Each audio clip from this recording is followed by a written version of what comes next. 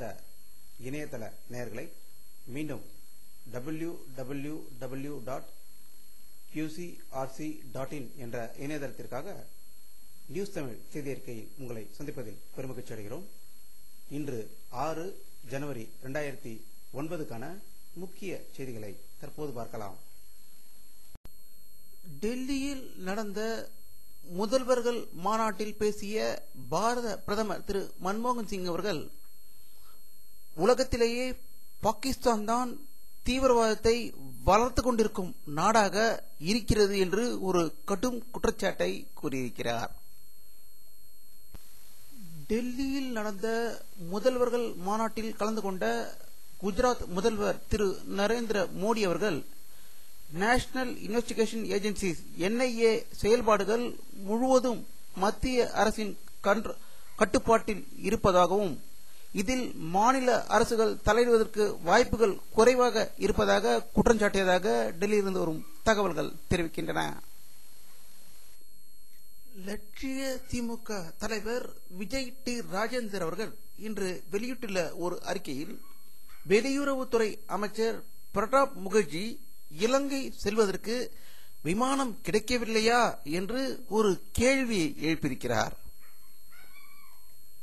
மத்திய தரைவழி போக்குவரத்து, நெடுஞ்சாலைத்துறை மற்றும் கப்பல் துறை அமைச்சர் TR பாலு அவர்கள் இன்று செய்தியாளர்களிடம் பேசுகையில், பிரணாப் முகர்ஜி அவர்கள் இலங்கை செல்ல வாய்ப்பு இல்லை என்றும், இலங்கை அதிபர் ராஜபக்சே பிரணாப் முகர்ஜியை அழைக்க விரும்பவில்லை என்றும், அழையா விருந்தாளியாக அங்கு செல்வதற்கு வாய்ப்புகள் குறைவு என்று கூறியதாக சென்னையிலிருந்து வரும் தகவல்கள் தெரிவிக்கின்றன. இந்திய வெளியுறவு செயலாளர் திரு சிவசங்கர் மேனன் அவர்கள் இன்று திடீரென ஒரு புது அறிவிப்பை அறிவித்திருக்கிறார். இலங்கை பிரச்சினைக்கு ராணுவ கோணத்தில் மட்டுமாக தீர்வு காண முடியாது என்றும், கிளிநொச்சி நகரம் இலங்கை ராணுவத்தின் வசம் வந்த பின்னர் இந்த அரசு வெளியிடும் முதல் கருத்து என்று அரசியல் வல்லுநர்கள் கூறுகிறார்கள். இஸ்ரோ இன்று வெளியிட்டுள்ள ஒரு அறிக்கையில், 2009ஆம் ஆண்டுக்குள் 4 நாடுகளுக்கு சேட்டலைட் ராக்கெட்டுகளை விட இருப்பதாகவும், அந்த நாடுகள் சிங்கப்பூர், நெதர்லாந்து, இத்தாலி, அல்ஜீரியா ஆகியவைக்கு இந்தியாவில் இருந்து ராக்கெட்டுகள் தயார் செய்து அனுப்ப இருப்பதாக தகவல்கள் வெளியிட்டிருக்கின்றன. டெல்லியில் வரப்போகிற 60வது குடியரசு தின விழா பயிற்சி மிக சிறப்பாக நடந்து கொண்டிருப்பதை இந்த படங்கள் மூலம் பார்க்கலாம். அமெரிக்க அதிபராக தேர்ந்தெடுக்கப்பட்டுள்ள திரு பராக் ஒபாமா அவர்கள் தன்னுடைய சொந்த நகரமான சிக்காகோவிலிருந்து இடம்பெயர்ந்து வாஷிங்டன் வந்திருப்பதாகவும், அங்கு வருகின்ற 20ஆம் தேதி நடக்கின்ற விழாவில் கலந்து கொண்டுவிட்டு அவருடைய சொந்த வீடான ஒயிட் ஹவுஸுக்கு செல்ல இருப்பதாக அங்கிருந்து வரும் தகவல்கள் தெரிவிக்கின்றன. பிரான்ஸ் அதிபர் நிக்கோலோ சர்கோசி அவர்கள் இஸ்ரேல் மற்றும் பாலஸ்தீனியம் இரு நாடுகளுக்கு சென்று அங்குள்ள தலைவர்களை சந்தித்து இரு நாடுகளும் போர் நிறுத்தம் செய்ய வேண்டும் என்று வலியுறுத்தியதாக செய்திகள் வந்து கொண்டிருக்கின்றன. பங்களாதேஷின் புதிய பிரதம மந்திரியாக திரு ஷேக் ஹசீனா அவர்கள் பதவி ஏற்றுக்கொண்டதாக பங்களாதேஷிலிருந்து வரும் தகவல்கள் தெரிவிக்கின்றன. உலகத்திலேயே அதிக நாள் வாழ்ந்து கொண்டிருக்கும் 114 வயதை அடைந்திருக்கும் அமெரிக்காவின் கலிபோர்னியா மாகாணத்தை சேர்ந்த பெயின்ஸ் என்ற பெண்மணி கின்னஸ் ரெக்கார்டில் பதிவு செய்யப்பட்டிருப்பதாக தகவல்கள் வந்து கொண்டிருக்கின்றன.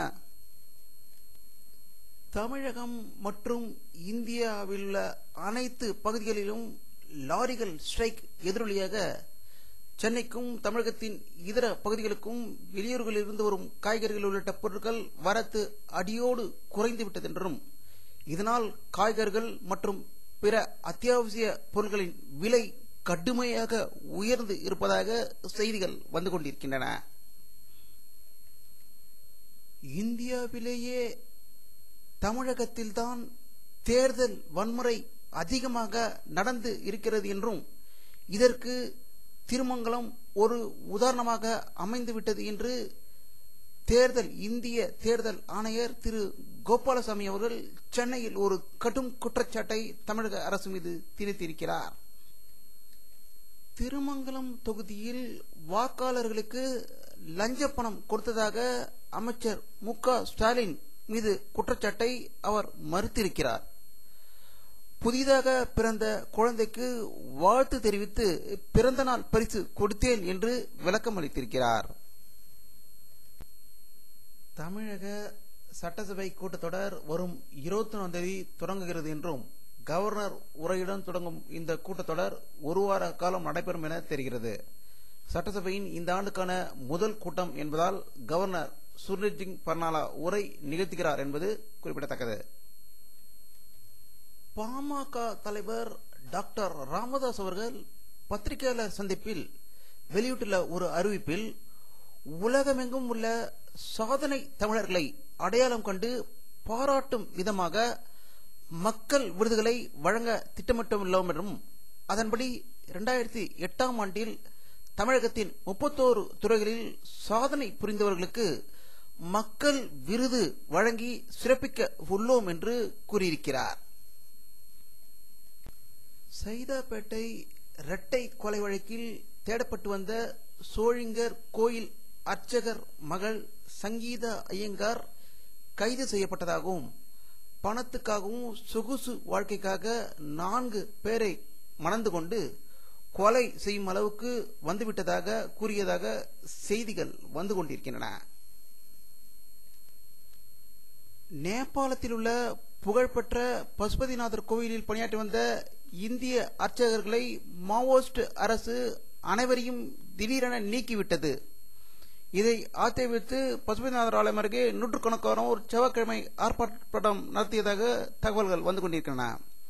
இதை பற்றி நம்முடைய அரசியல் கேட்டபோது இதே நிலைமை தமிழகத்தில் வருவதற்கு வாய்ப்புகள் அதிகம் என்றும் ஆரியர்களால் ஆக்கிரமிக்கப்பட்ட கோயில்களில் திராவிடர்களை நுழைத்தால் இந்த பிரச்சனைகள் தீர்வு காண முடியும் என்று அவர் கூறியிருக்கிறார். வானிலை அறிக்கை 6 ஜனவரி 2009 பிற்பகல் 2:30 மணி அளவில் எடுக்கப்பட்ட சேட்டலைட் புகைப்படத்தை தற்போது பார்த்துக் கொண்டிருக்கிறீர்கள். தமிழகத்தில் மேகமூட்டங்கள் எதுவும் தெரியவில்லை. ஆனால் ஸ்ரீலங்காவில் லேசான மேகமூட்டங்கள் பரவி இருப்பதை இந்த படத்தின் மூலம் காணலாம். இத்துடன் இந்த செய்தி அறிக்கை நிறைவடைகிறது. மீண்டும் நியூஸ் தமிழ் செய்தி அறிக்கையில் உங்களை சந்திக்கும் வரை உங்களிடமிருந்து விடைபெறுவது உங்கள் கே பாலாஜி. நன்றி.